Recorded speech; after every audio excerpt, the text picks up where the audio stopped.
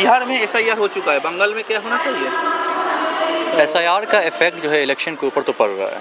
हालांकि बहुत सारे वोटर्स ऐसे हैं जो नहीं हैं और जो है उनका नाम वोटर लिस्ट में है, लेकिन देखा जाए तो यहाँ पे जो है इलेक्शन जो होता है बहुत सारे वोटर का ऐसा भी नाम आया था जो लोग नहीं रहते लेकिन उनके नाम का वोट जो है वहाँ पे पड़ता रहता है। तो एसआईआर के देखा जाए तो एक के पॉजिटिव साइड भी है कि वो होना चाहिए, तो वहाँ से जो लोग नहीं मौजूद हैं उनका नाम हमारी लिस्ट से हट जाएगा। लेकिन अगर देखा जाए तो इसका बहुत सारा साइड इफेक्ट कि वो एक ही लोग जो है 2-2, 3-3 वोट कर रहे हैं, तो इससे ये भी साबित हो रहा है कि जो लोग जेन्युइन लोग हैं वो लोग वहाँ तक पहुँच पा रहे हैं। तो एक तरह से देखा जाए तो ये सही भी है, लेकिन इसका दूसरा पहलू भी है जो देखा जाए तो ये गलत भी है। हालांकि बंगाल में ये चीज़ को इलेक्शन के बाद अगर ये चीज़ को देखा जाए, क्योंकि अगर बीजेपी के पॉइंट ऑफ व्यू को देखा जाए, थोड़ा पॉलिटिकल में बात को ले लेता हूँ, अगर बीजेपी के पॉइंट ऑफ व्यू से देखा जाए तो ये काम आपको करना था जब सेंट्रल का ये इलेक्शन हुआ था, आपको उस टाइम में ये काम करना था। लेकिन आप जब यहाँ देख रहे हैं कि बीजेपी बिहार की मैं बात करूँ, बिहार में जब देख रहे हैं कि वोट जो है पड़ सकता है दूसरे पार्टी को, तब आप यहाँ पे एसआईआर ला करके देख रहे हैं कि जो वोट उनको पड़ने वाला था वो वोट वहाँ से कट जा रहा है। वही चीज़ आप बंगाल के साथ कर रहे हैं कि बंगाल में भी इलेक्शन होने वाला है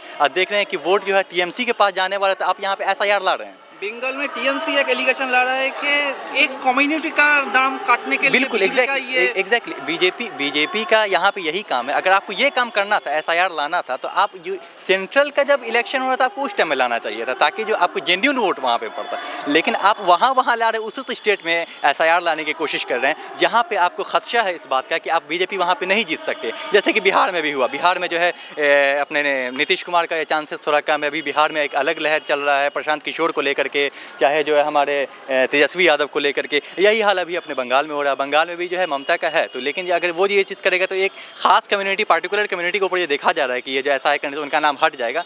करिए, आप बिल्कुल कीजिए, लेकिन आपको करना ये तब चाहिए था जब आपके पार्टी उस जगह से जीत रही हो। अगर आपको यही काम करना है तो आप जहाँ पावर में है, मैं बीजेपी को सीधा बात बोलें, आप जहाँ पावर में आप वहाँ ये काम कीजिए, आप वहाँ ये काम लाइए। लोकसभा इलेक्शन में जो वोटर ने वोट दे के बीजेपी एमपी को ही चुना, बिल्कुल, तो वो विधानसभा इस बात इल्लीगल कहते, तो उसका उसका जो बीजेपी का जीता वो भी तो इल्लीगल हुआ। बिल्कुल इल्लीगल तो है। मैं यही बात बोलूँगा कि अभी जो हमारे leader of opposition Rahul Gandhi ji ने अभी कुछ दिन पहले, कल या परसों जो है शायद एक लिस्ट निकाला है, उसमें दिखाया है कि एक आदमी का नाम दिया हुआ है, हाउस नंबर 0 दिए हुआ है, और जो उसमें फादर्स नेम HGPH समथिंग कुछ भी डाले हुआ है। आप के नाम पे भी हाँ, तो आप यहाँ पे सीधी बात है, इलेक्शन कमीशन इस बात पे ध्यान दे।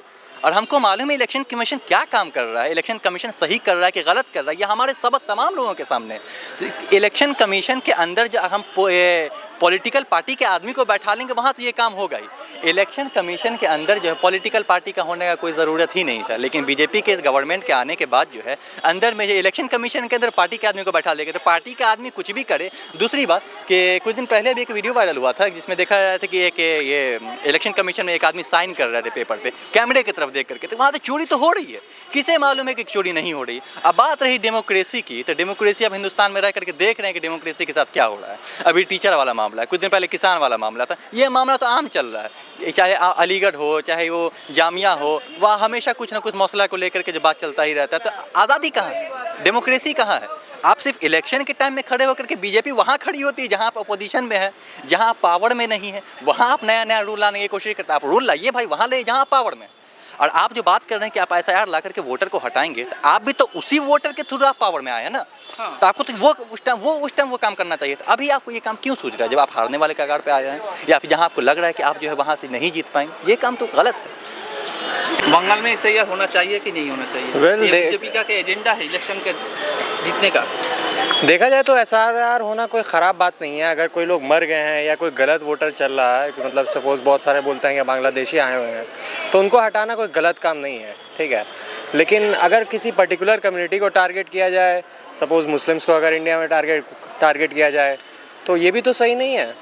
तो जैसे मेरे दोस्त ने कहा कि ये मतलब एक तरह से ठीक है लेकिन एक तरह से गलत है। लेकिन एज अ कॉमन पर्सन हम लोग कुछ कर नहीं सकते हैं, सिर्फ अपने डॉक्यूमेंट सही कर सकते हैं, इसके अलावा मैं कुछ नहीं कर सकता। यहाँ पे मैं एक बात और बोलना चाहूँगा, जैसे कि मेरे भाई बोलें कि बांग्लादेशी आए हुए हैं या कोई बाहर के लोग आए हुए हैं, उनको एसआईआर के थ्रू जो उनका नाम वोटर लिस्ट से हट जाए, तो भाई मेरी इलेक्शन कमीशन ये कैसी है कि आप बांग्लादेश के आए हुए लोग को अपने वोटर लिस्ट में ऐड कर दे रहे हैं? हमारा सिस्टम कैसे काम करे? दूसरी बात की अभी दूसरी बात की अभी जब बीजेपी सरकार सेंट्रल में है, दूसरी बात की अभी जो हमारे BSF की, दूसरी बात की अभी हमारे होम मिनिस्टर बीजेपी पार्टी के हैं, तो बॉर्डर का सिक्योरिटी तो आपके जिम्मे है ना। आपके रहते हुए कैसे लोग, फिर यहाँ पे बात रहे कि नेहरू के टाइम से ये आदमी, अगर नेहरू के टाइम से ये आदमी है तो आप वो हिंदुस्तान के नागरिक हो गए।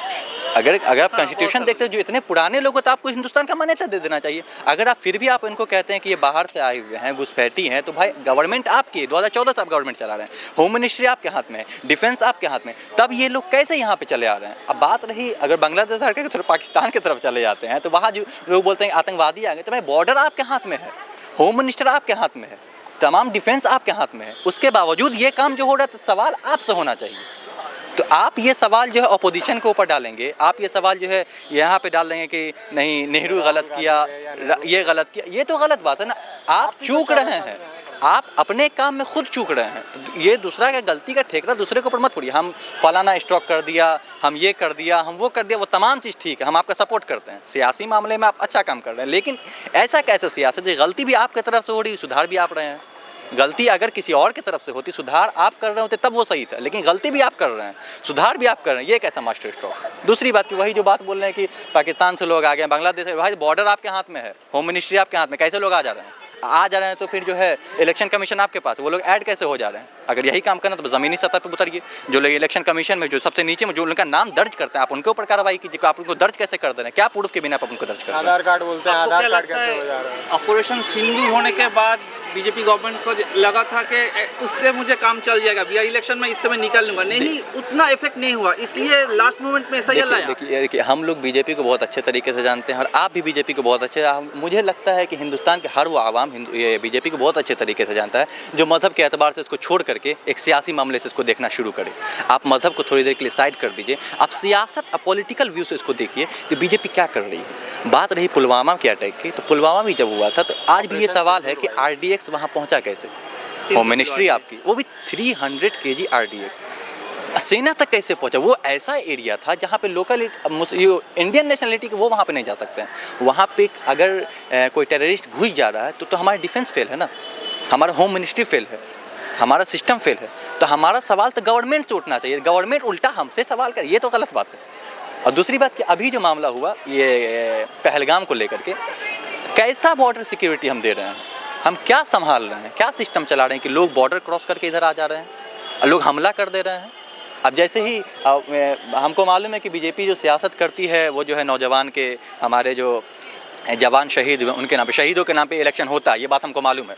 बस धर्म का चश्मा उतार करके हमको देखना है, एक हिंदुस्तानी नागरिक होने के वैल्यू से हमको देखना, तो हमको सारा चीज़ खुद ब खुद समझ में आ जाएगा। और जो भी सिस्टम चल रहा है सब लोग बखूबी वाकिफ़ हैं। बस चाहिए ये कि धर्म का चश्मा उतारें और थोड़ा हिंदुस्तानी होने का जज्बा दिखाएं और आप बताएं कि आप जो हिंदुस्तान में रह रहे हैं, आप जो हिंदुस्तान के नागरिक, आप हिंदुस्तानी होने के बाद देखिए ना, पॉलिटिकल पार्टी के ऊपर क्यों जा रहे हैं आप काम देखिए, ये वही चीज़ है। लेकिन बहुत सारे लोग का डिमांड था मंदिर चाहिए, सड़क नहीं चाहिए, एजुकेशन नहीं चाहिए, तो लीजिए है, आज आपके पास वो गवर्नमेंट है और हम लोग जूझ रहे हैं किस चीज़ से, हम लोग जूझ रहे हैं भाई, एजुकेशन नहीं है, वही चीज़ है।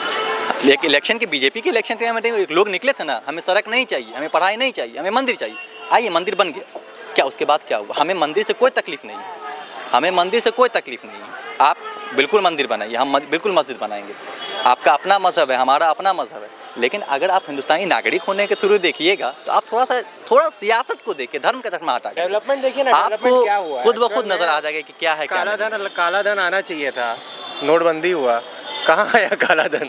अरे वो तो अमित शाह सीधा बात बोल दिए हैं कि वो जुमला था, तो हम लोग को ये बात जुमला समझ के भूल जाना चाहिए। और इलेक्शन में कहीं भी हर बात जो होती है वो हकीकत नहीं होती है, ये बात इंसान को समझना चाहिए, ख़ासतौर पे हम हिंदुस्तानियों को।